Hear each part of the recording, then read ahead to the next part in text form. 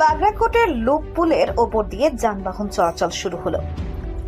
সিকিমগামী নির্মীয়মান নতুন জাতীয় সড়ক 717 এর মুখ্য আকর্ষণ লুপ পুলের ওপর দিয়ে যানবাহন চলাচল শুরু হলো। সোমবার বিকেল থেকে সরাসরি এই পুলের ওপর দিয়ে যানবাহন চলাচল করতে শুরু করেছে। বস্তুত নতুন এই জাতীয় সড়কের নির্মাণ কাজ শুরু হবার পর আকর্ষণীয় এই লুপ পুলের নির্মাণকে ঘিরে সাধারণ মানুষের আগ্রহের পারদ বাড়তে শুরু করেছিল। সোশ্যাল মিডিয়ার সৌজন্যে ইতিমধ্যে পুলের নির্মাণ কাজের দৃশ্য ভাইরাল। অপেক্ষা ছিল কবে নাগাদ এই পুলের ওপর দিয়ে যানবাহন চলাচলের অনুমতি দেওয়া হবে। সোমবার বিকেলে সেই অপেক্ষার অবসান হলো। অসংখ্য কংক্রিটের পিলারের ওপর দাঁড়িয়ে থাকা 377 মিটার দৈর্ঘ্যের দুলেনের এই লুপ পুলকে ঘিরে সাধারণ মানুষের অসীম আগ্রহ। সাপের চলার মতো আঁকাবাঁকা এই পাহাড়ি পথের অন্যতম সেরা আকর্ষণ এই পুল।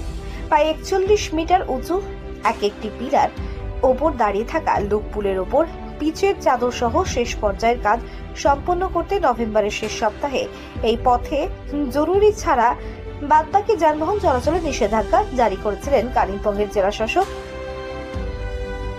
টি বালসুব্রমণিয়াম। প্রস্তুত বাগরাকোটের 0 কিলোমিটার থেকে শুরু হয়ে কালিম্পং পাহাড়ের চুইখিম গ্রামের আগে 7 কিলোমিটার থেকে শুরু হয়ে একাধিক বাঁকের মাধ্যমে পাহাড়ি পথের অনেকটা চড়াই উতরাই পেরিয়ে এগিয়ে গিয়েছে লুপ পুল। অবশেষে যানবাহন চলাচল চালু করতে পেরে স্বস্তির নিঃশ্বাস নির্মাণকারী সংস্থাতেও। বিষয়টিকে মাইল ফলক স্পর্শ করার মতো সাফল্য বলে উল্লেখ করে নির্মাণকারী সংস্থার প্রজেক্ট ম্যানেজার আমান উল্লাহ খান বলেন, আনুমানিক স্থাপত্যবিদ্যার সফল প্রয়োগের মাধ্যমে পাহাড় কেটে এই পুল নির্মাণ কাজ নির্বিঘ্নে শেষ করা রীতিমতো চ্যালেঞ্জ ছিল।